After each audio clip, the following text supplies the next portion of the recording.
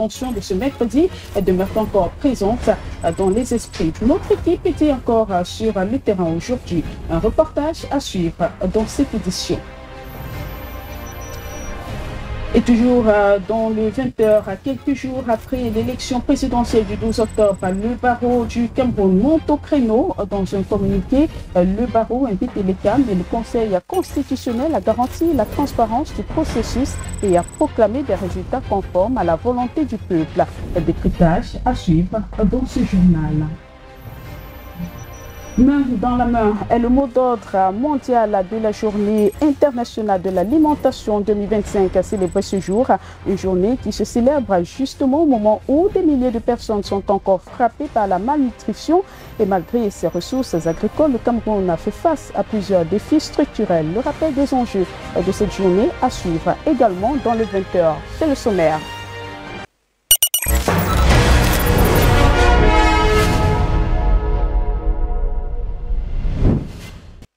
Madame, Monsieur, une fois encore, bienvenue. Démarrons donc en société avec l'affaire Diane Yango. La décision de la Cour d'appel du littoral dans le dossier du meurtre de cette enseignante illustre l'application stricte du droit et met en lumière l'évolution des perceptions autour des infractions liées au genre et à la protection des victimes. Analyse de Daniel Sirou. Diane Yango, enseignante d'anglais au lycée de Ndokpasi à Douala, a été victime d'un acte violent qui a entraîné sa mort.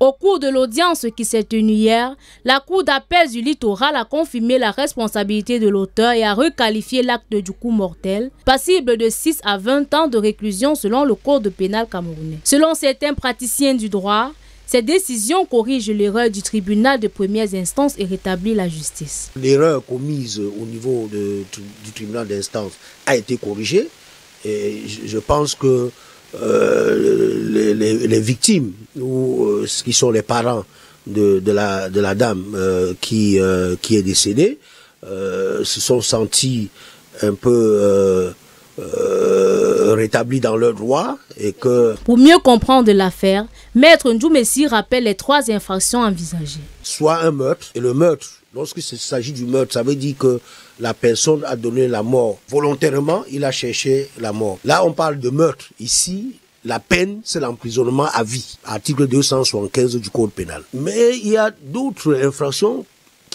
qu'on appelle assassinat. Et l'assassinat suppose que l'auteur ait préparé son crime, qu'il ait préparé d'éliminer sa cible. Et que donc on doit voir qu'il y a eu préméditation. Donc c'est soit il y a eu préméditation, soit l'empoisonnement. Ça c'est l'autre élément sur lequel on peut s'appuyer pour dire qu'il y a assassinat. Chaque infraction ayant ses critères précis et des peines différentes, ce qui justifie la qualification retenue dans ce dossier. Si la Cour avait qualifié assassinat, ce serait la peine capitale, donc la peine de mort. C'est ce qui est prévu à l'article 276 de notre Code pénal. Bon, maintenant, la Cour a qualifié de coup mortel et a donné la peine maximale, 20 ans. L'avocat aborde la question de l'évolution des mœurs et l'impact sur la portée des infractions qui ne concernent plus uniquement les femmes. Les infractions concernant le proxénétisme. Et voilà quelques infractions, c'est-à-dire il y a le viol, il y a le harcèlement sexuel. Donc, voilà des infractions qui, au départ, c'est-à-dire initialement, avant l'évolution des mœurs, pouvaient être considérées comme des infractions qui protègent uniquement les femmes. Hein, pour qu'on puisse parler de protection contre le féminicide. Vous comprenez? C'est-à-dire, pour qu'on puisse parler de protection contre le féminicide, c'est-à-dire, ce sont ces infractions-là. Mais avec l'évolution des mœurs, aujourd'hui, on ne peut plus dit que ces infractions concernent seulement les femmes. Selon lui, le viol peut toucher toute personne, tandis que seule la violence sur femme enceinte reste strictement protectrice des femmes. Il reste une seule infraction dans notre code où on voit qu'on protège seulement la femme. Une seule, ce qu'on appelle violence sur femme enceinte. Ça, c'est l'unique infraction où dans notre code, on peut voir que ça protège uniquement la femme. Violence sur femme enceinte. Maître Djoumessi souligne qu'il n'existe pas de dispositions spécifiques pour punir le féminicide et que l'on utilise les infractions existantes pour protéger les victimes. On ne peut pas dire que dans notre code, il y a une protection spéciale pour les femmes. C'est-à-dire des dispositions qui luttent contre ce phénomène de féminicide. La décision de la Cour d'appel montre qu'il est possible d'appliquer le droit avec rigueur tout en tenant compte de l'évolution sociale au Cameroun. Je vous le disais en titre, après une journée de tension et de débordement à Bouna-Moussadi, dans le 5e arrondissement, le quartier retrouve peu à peu son souffle. Ce jeudi, les commerçants ont regagné leurs activités, la circulation a repris timidement et les forces de l'ordre restent visibles sur le terrain. Le calme revient, mais les stigmates de l'émeute d'hier demeurent encore dans les esprits. Ferdi Palemdio est retourné à Bouna-Moussadi ce matin. Voici son reportage. C'est un calme apparent qui règne ce matin à Bouna-Moussadi, qui a été hier le siège des manifestations à l'antenne Elecam. Sur les lieux, les forces de maintien de l'ordre qui veillent à la sécurité et les agents Elecam qui rangent leur matériel. Approchés, ils gardent le silence. Ici, personne ne veut s'exprimer sur le sujet car les ordres viennent d'en haut.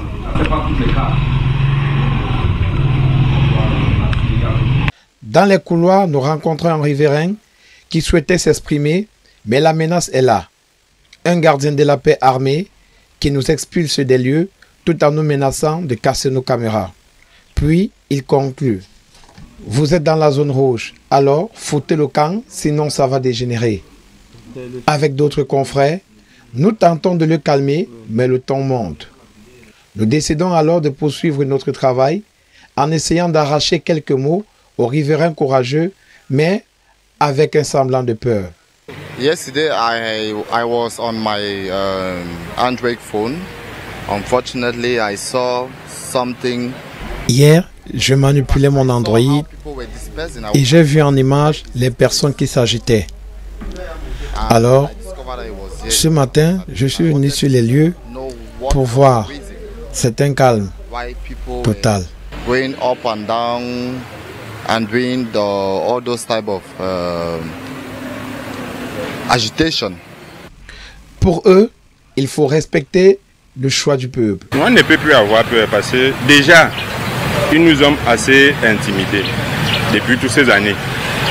Et on voit que c'est même pas avec la peur qu'on peut réaliser quelque chose. On ne réalise rien avec la peur. Et aujourd'hui, si tout... Déjà, on n'a même pas besoin de la peur parce que déjà, quand le peuple est là, quand on part voter, c'est pour la transparence. Chaque Camerounais a voté et on attend les résultats. Donc on ne doit pas nous donner quelque chose qui n'est pas ça pour nous convaincre que c'est ça. Toutefois, nous tentons encore de recueillir des avis, c'est la peur totale. Mais néanmoins, d'aucuns souhaitent s'exprimer en caméra cachée. Il y a de vote encore. C'est le président et le Cameroun ou quoi, moi je ne comprenais même pas ce qui se passait hier. Et encore, il y avait un gars là qui filmait. Et puis on l'a vu en train de filmer.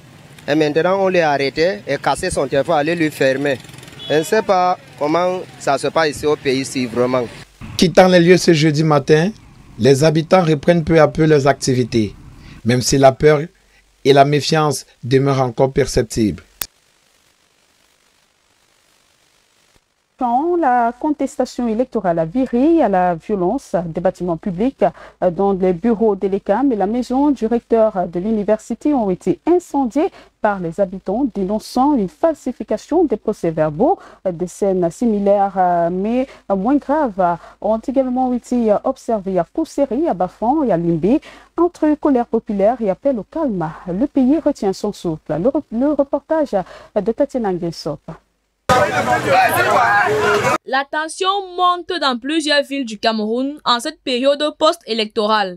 À Tchan, dans la région de l'Ouest, des habitants en colère ont mis le feu à la maison du parti du RDPC, à celle du recteur de l'université ainsi qu'aux locaux d'Elecam.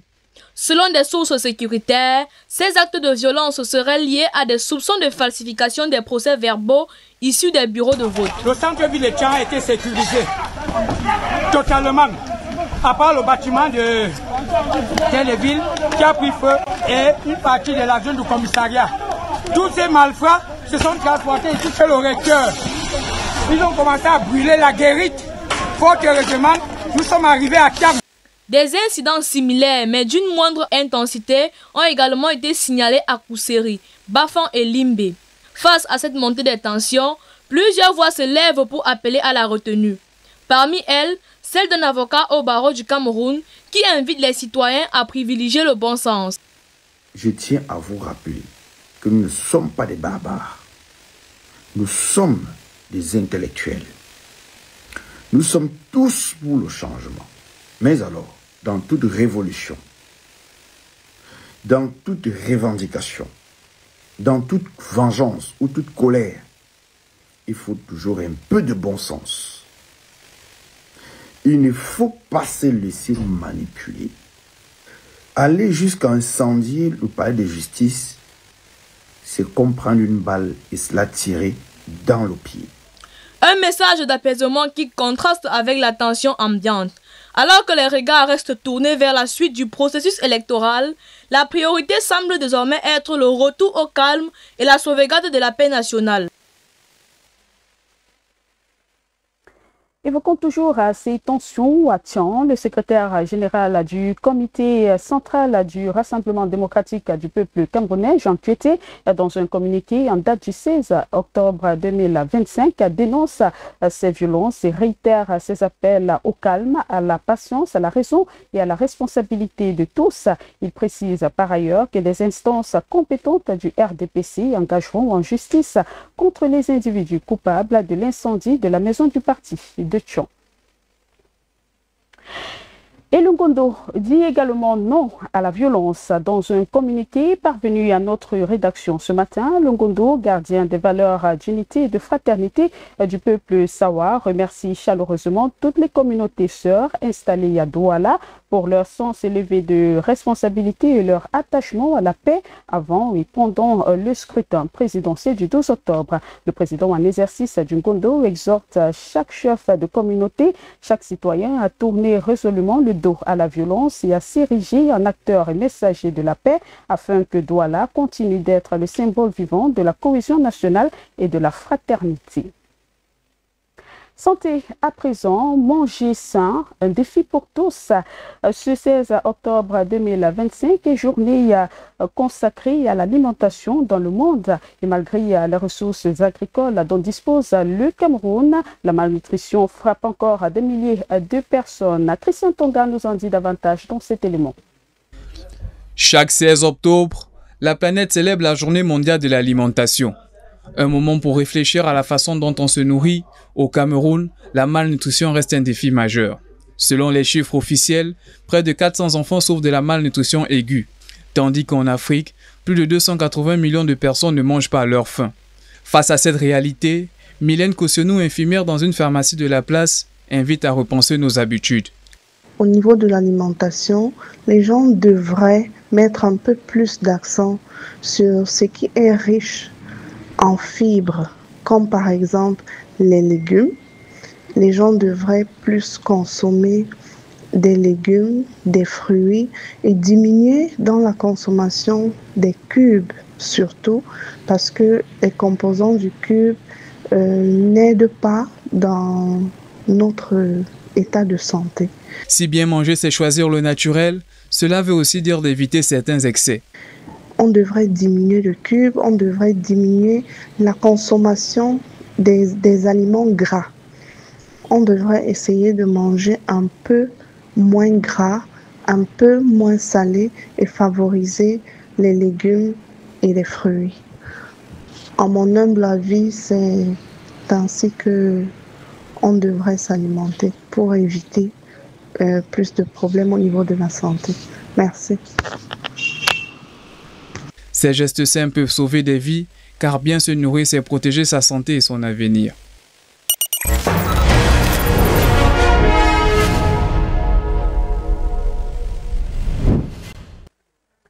En politique, 3 jours après l'élection présidentielle du 12 octobre, le barreau du Cameroun sort de sa réserve.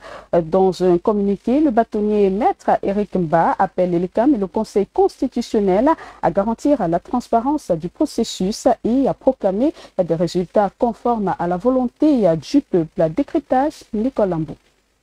C'est une sortie qui résonne comme un appel à la conscience nationale. À la veille du vote, le Conseil de l'ordre des avocats, conduit par Maître Mba et Rimba, invite l'ELECAM et le Conseil constitutionnel à faire preuve de rigueur et d'impartialité pour préserver la confiance du peuple dans les urnes. Le barreau appelle aussi à la retenue face à la montée des tensions et à la manipulation des discours haineux sur les réseaux sociaux. Une prise de position saluée par plusieurs juristes, parmi lesquels Maître Dieuip, avocat au barreau du Cameroun, qui salue une démarche responsable et nécessaire. Si vous avez bien lu, vous verrez que il a décliné sa responsabilité dans un état de droit. En déclinant cette responsabilité, il met en avant l'office de l'avocat, l'office du barreau, qui est le regroupement de tous ces avocats. Il le dit plus clairement en disant que l'avocat est le défenseur des libertés civiques. Il est également le défenseur de toutes les libertés. Pour Maître Dieuip, cet appel du barreau s'inscrit pleinement dans le cadre de la loi, qui consacre la transparence et la sincérité du scrutin comme principes fondamentaux de toute élection démocratique. Mais l'avocat met en garde contre les dérives possibles si les institutions ne prennent pas cet appel au sérieux. À la veille d'un rendez-vous crucial pour la nation, le barreau au Cameroun rappelle que la paix et la stabilité du pays reposent avant tout sur la justice, la vérité et la transparence dans les urnes. L'écologie, dans ce journal, l'ancien bâtonnier et farouche opposant du régime Maître Yondo Black n'est plus. Il est décédé ce jeudi 16 octobre 2025 à Douala des suites de maladies. Figure emblématique des années 90 et des villes mortes, il a toujours dénoncé l'injustice et la complicité internationale face au pouvoir camerounais. D'autres détails dans ce reportage fait signer une fois encore Nicole Lambou. Fils de fonctionnaire, Maître Yondo Black se distingue par son activisme politique et sa lutte incessante pour la démocratie aux côtés du fondateur de Le Messager, Pius Njawé, fervent pourfendeur du pouvoir. Il affirmait « Le Cameroun va se débarrasser de son desktop ». Il ne cessait de répéter que la fin est proche pour l'actuel chef de l'État. Dans l'une de ses tribunes libres du 3 juillet 2019, il dénonçait le silence complice de la communauté internationale, en particulier la France, qualifiant son président Emmanuel Macron de complice de Paul Biya. À l'approche de la présidentielle 2025, il appelait l'opposition au boycott et dénonçait une mascarade électorale, ainsi que la marginalisation de certains candidats. Maître Dieuip a tenu à rendre un hommage sur sa personne et sur sa personnalité, tout au long de cette vie sur cette terre et tout au long de sa carrière d'avocat. Qu'est-ce que je garde de lui? Oh, j'ai pas eu l'avantage de le connaître lorsqu'il avait encore les faits d'armes assez frais. Mais comme dans toute tradition du barreau, tradition au sens de transmettre, nous avons reçu ce qu'il avait été. Avec la disparition de Maître Yondo Black, le Cameroun perd une voix courageuse qui n'a jamais hésité à pointer du doigt les complicités et les dérives du pouvoir. Son héritage reste un appel vibrant à ne pas baisser les bras face à l'oppression et à continuer le combat pour une démocratie véritable.